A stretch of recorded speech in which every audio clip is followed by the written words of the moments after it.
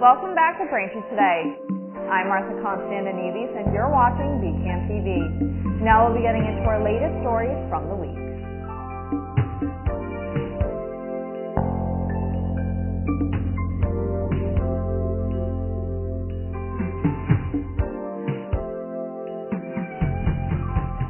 Welcome back to Braintree Today. I'm Martha Konstandinidis and you're watching BCAM TV. Now we'll be getting into our latest stories from the week. In a clear demonstration as to how President Trump will continue to assist Ukraine with weapons deliveries, while also putting more of the responsibility onto European countries, 4 European countries are buying U.S. military equipment valued at roughly $1 billion for delivery to Kyiv's forces. By selling American-made weapons to NATO countries, President Trump is generating billions of dollars for U.S. industries while getting Europe to take responsibility for its own defense, White House spokeswoman Anna Kelly said. The European purchases in 2 separate transactions coordinated by the North Atlantic Treaty Organization are expected to be the first of many funded by European governments and Canada, following an agreement in principle earlier this summer. Trump has balked at providing U.S. weapons directly to Ukraine, as the Biden administration did, but is not against providing weapons indirectly to Ukraine. Trump and his senior officials have also said that Europe should shoulder more of the burden of supporting Ukraine because it is closer to them, and the U.S. is focused on China and the Pacific. A zoo in Denmark is asking for donations of small pets as food for its predators. The Aalborg Zoo said it's trying to mimic the natural food chain of the animals housed there and offers assurances the pets will be gently euthanized by trained staff. The zoo in northern Denmark explained in a Facebook post that if you have a healthy animal that needs to be given away for various reasons, feel free to donate it to us. The zoo points to guinea pigs, rabbits, and chickens as possible donations. After being euthanized, the animals will be used as fodder. The zoo said that way nothing goes to waste and we ensure natural behavior, nutrition, and well-being of our predators. The zoo said. The online call for pet donations is accompanied by a picture of a wildcat baring its teeth with its mouth wide open and a link to the zoo's website, noting the facility also is interested in receiving horses. The Department of Health and Human Services will cancel 22 federally funded vaccine development projects, totaling $500 million, pulling support from mRNA-based shots targeting viruses like COVID-19, the flu, and H5N1. The move, announced Tuesday by Health Secretary Robert F. Kennedy Jr., marks a dramatic shift in national vaccine policy as the longtime vaccine skeptic doubles down on his criticisms of mRNA technology. Kennedy said future efforts will prioritize safer, broader approaches like whole virus vaccines, calling mRNA programs troubled in a social media video. The decision has sparked outrage from infectious disease experts who warn it could jeopardize preparedness for future pandemics. Pfizer and Moderna were among the companies affected, and while HHS said other mRNA-related efforts remain untouched, critics argue the rollback undercuts a life-saving technology credited with slowing the COVID-19 pandemic. Kennedy says a new universal vaccine strategy is in the works, aiming to mimic natural immunity across multiple viruses. In a major shakeup in sports media, ESPN will continue broadcasting the NFL Draft and has secured new digital rights as part of a broader direct-to-consumer push, the network announced Wednesday. The deal follows a non-binding agreement where ESPN will acquire NFL Network and other league-owned media assets, while the NFL takes a 10% equity stake in ESPN. Under the new multi-year agreement, the NFL Draft will continue airing on ESPN, ABC, and NFL Network, with Disney Plus and Hulu also streaming the broadcasts. ESPN will introduce a daily draft-focused show after the Super Bowl and gain expanded highlights rights, betting integrations, and access to sell NFL Plus Premium. A new global study may have just settled the debate on how much walking you really need to stay healthy. According to research published in The Lancet Public Health, logging 7,000 steps a day can slash your risk of death by nearly 50%. The analysis reviewed 31 studies and found that people who walked 7,000 steps daily had a 47% lower risk of dying from any cause, a 25% lower risk of heart disease, and were 38% less likely to develop dementia compared to those walking just 2,000 steps. Lead author Dr. Melody Ding from the University of Sydney calls 7,000 steps a realistic and powerful target, but even small increases in movement like taking the stairs, going for strolls, or dancing can offer significant health benefits. Thanks for watching Braintree today. We'll be right back with more after the break.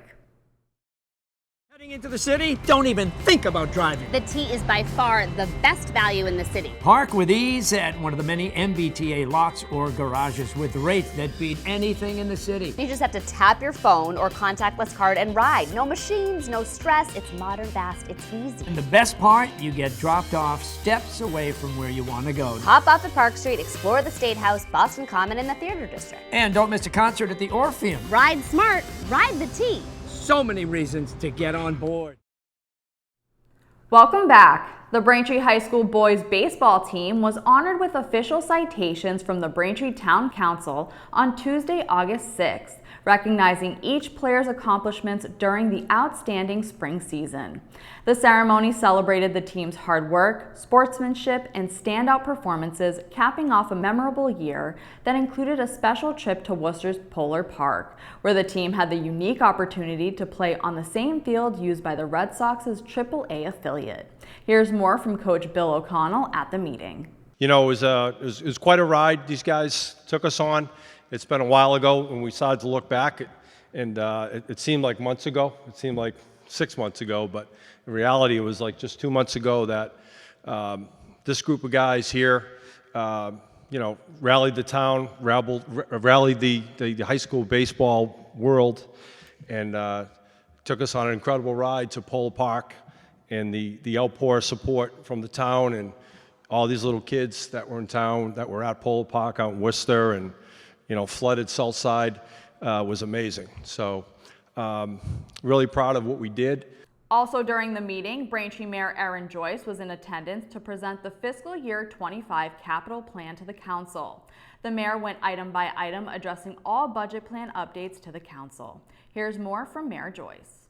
Just wanted to highlight that the fiscal year 25 capital plan outlines $110 million in investments over a 5-year period of fiscal year 25 through fiscal year 29.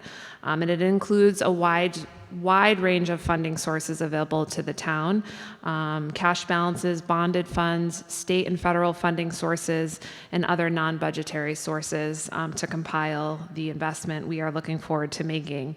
And just to highlight a couple of the roughly 90 projects identified in the plan, the Tri-Town Water Treatment Plant, which we are anticipating being completed and coming online in 2026, which is a total investment for Braintree of $59 million.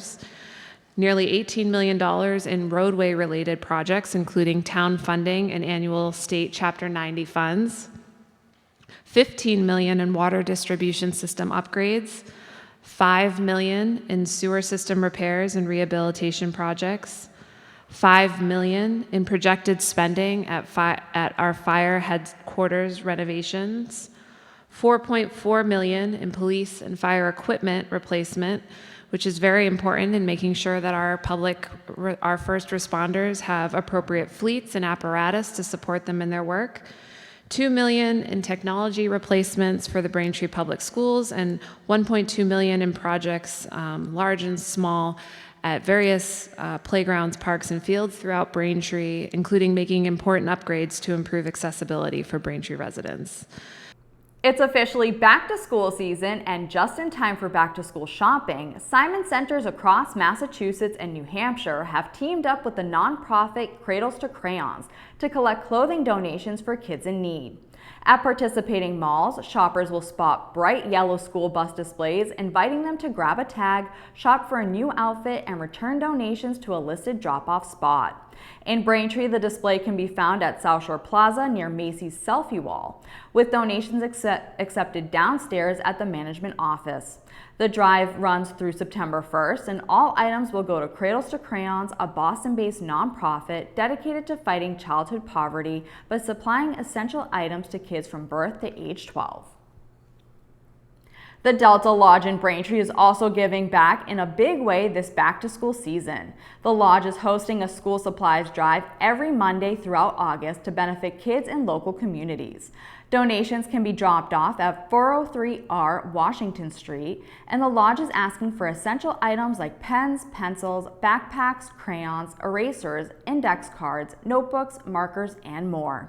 Organizers say it's a chance to support students in need and ensure every child starts the school year prepared. The Braintree Parks and Recreation Department is inviting residents to enjoy a summer night at Fenway Park with a trip to see the Red Sox take on the Baltimore Orioles on Tuesday, August 19th. For $55, fans get a seat in the left field grandstand and round-trip transportation from 74 Pond Street, with departure at 5:15 p.m. and return by 11 p.m. Space is limited, so those interested are encouraged to contact the Braintree Recreation Office to reserve their spot. The Braintree Senior Center is offering a full slate of weekly programs and special events for residents 60 years and older this August. Weekly offerings include daily fitness classes, men's coffee hour on Mondays, game day on Tuesdays, the Asian Outreach Group on Wednesdays, and movie day on Fridays. For one-day events, cornhole teams are holding their meeting on August 11th at 1 p.m. Book Club meets on August 15th at 10 a.m. and a dinner with District 4 Town Councilor Anne-Marie Quilty at 4 p.m. on August 16th. To sign up for any of these, contact the Braintree Senior Center at 781-848-1963. Thank you for watching Braintree Today on BCAM TV. We'll be right back with more stories in the area. And I'd like to tell you about some important projects we're working on here in Braintree to improve the quality of our local water bodies and to protect our town from the dangers of flooding and stormwater runoff. Stormwater runoff is the water generated from rain and snowmelt that flows over hard surfaces and does not soak into the ground. Stormwater runs through a system of pipes in the street and into our local water bodies, such as the Cochado River, Farm River, Manatequit River, and Sunset Lake. In Braintree, we have a separate sewer system. So what does that mean? That means that there are actually two separate pipes in most streets that carry stormwater and sanitary sewer separately. So when it rains and water washes into our catch basin system, it ties into the stormwater system, which transports water to our water bodies. Over the past 5 years, the town of Braintree has been working hard to maintain and improve our stormwater drainage systems. Now, we're constructing retrofits to the drainage system. These drainage retrofits use the natural process of infiltration to improve water quality and reduce potential flooding in our neighborhoods. At Penniman Park Elder Affairs, we're constructing a bioretention basin behind the building. What that is right before the water, which today runs piped to the Manatequit River.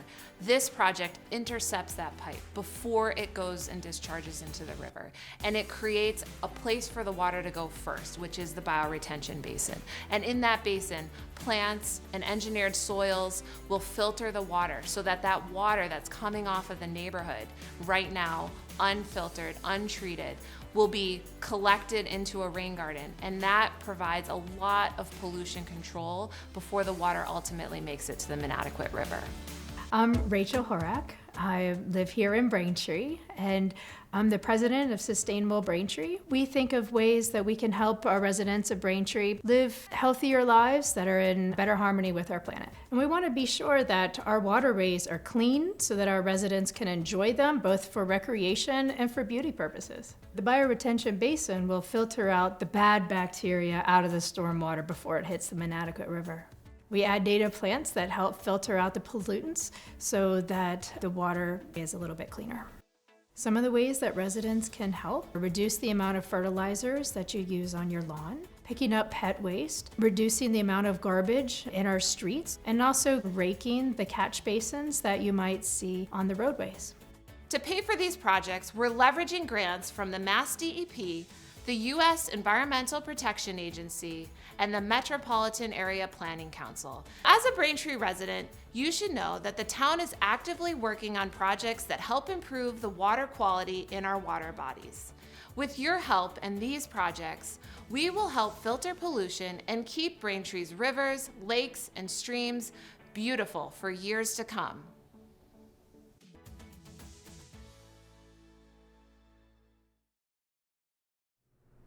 Welcome back to Braintree Today. Now let's get right into more stories. A whistleblower lawsuit has led to a $6 million settlement with the state after Massachusetts' two largest ambulance providers, Brewster Ambulance and East Care Ambulance Service, both based in Weymouth and owned by Mark and George Brewster Jr., were accused of fraudulently billing Mass Health and engaging in deceptive practices. According to the Massachusetts Attorney General's office, the companies charged for unnecessary emergency services, submitted bills without proper medical documentation, and withheld key information in their Mass Health provider applications, violating the state's False Claims Act. In addition to the multi-million-dollar payout, the companies must now fund and implement a 3-year independent compliance monitoring program, including updated policies, staff training, and annual audits, with results reported directly to the AG's office.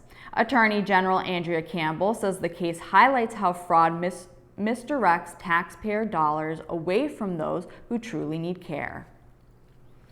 Plans for a long overdue presidential library honoring John Adams and his son John Quincy Adams are finally taking shape in Quincy.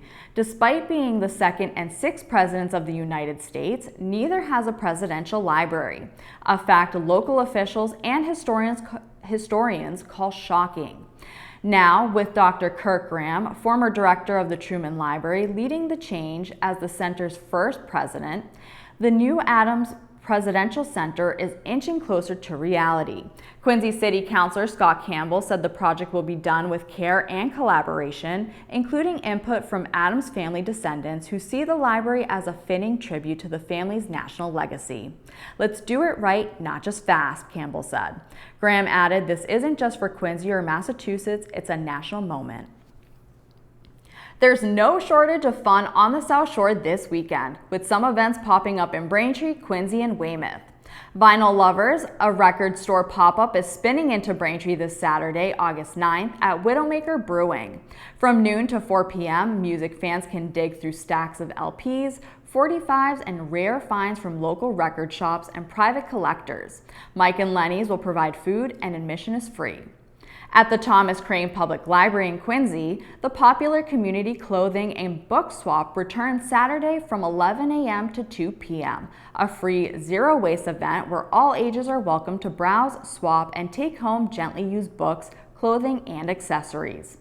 Then finally in Weymouth, the Tufts Library's Weston Park will host Kids Day at the Farmers Market from 10 a.m. to 2 p.m., featuring live music by the Providence Drum Troupe, food trucks, meet and greets with superheroes and princesses, a giant foam party, dino encounters, touch-a-truck displays, and over 50 local vendors. From literary finds to dancing in bubbles, this weekend's lineup is packed with South Shore charm. Get ready to groove through the decades as Quincy's 70s, 80s, and 90s dance party is happening Saturday, August 16th from 2 to 7 p.m. at Hancock Adams Common, and it's totally free. This outdoor throwback celebration invites the community to dance, dress up in retro gear, and enjoy a jam-packed lineup.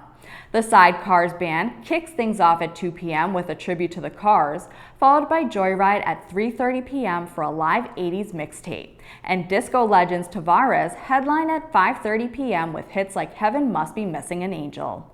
Food trucks and drinks will be provided by the Lunchbox Concessions, Trolley Dogs, Wahlburgers, and Hive Mobile Bar. After recent evaluations, South Shore communities are in the spotlight to meet national staffing standards for fire engines. Weymouth stood out as one of the only to meet standards, with all 4 engines staffed by 4 firefighters per shift, a level recommended by the National Fire Protection Association and upheld by Acting Fire Chief Stephen Tilley for nearly 3 decades. The issue of inadequate staffing has taken center stage following a deadly fire in Fall River, where a shortfall of firefighters is believed to have cost lives. While most towns, including Braintree, Quincy, Plymouth, and Scituate, fall short of the NFPA's guidelines due to budget constraints, the Fall River deadly fire underscored growing concerns across the region about understaffed departments and their ability to respond to large-scale emergencies.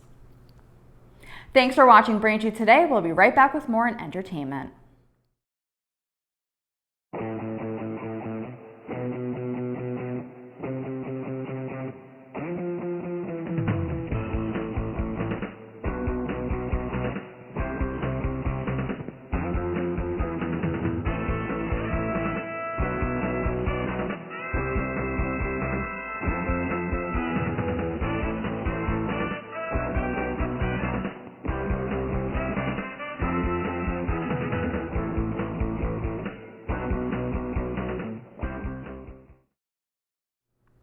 Welcome back to Braintree Today. Now, this weekend in entertainment, we have 3 movies for you to watch. First, Sketch follows a widowed father who faces challenges when his daughter's drawings become real, affecting their town. He struggles to cope with this and his recent loss. The film stars Tony Hale and Darcy Carden. You can watch Sketch now in theaters. Up next, War of the Worlds follows a computer security analyst working for the U.S. government who finds his daily life disrupted by an alien attack. Accustomed to dealing with virtual threats, his struggle extends to secrets the government may be hiding. The film stars Ice Cube and Eva Longoria. You can watch War of the Worlds now on Amazon Prime Video.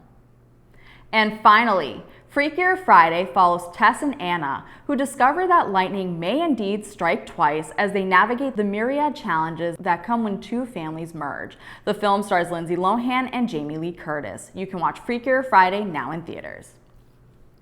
That'll do it for news today. Remember, if you're a customer of Verizon, you can watch BCAM TV in high definition on channel 2128. You can also now see us in high definition on Comcast on channel 1073. I'm Martha Konstandinidis, and thank you for watching Braintree Today on BCAM TV. We'll see you next time.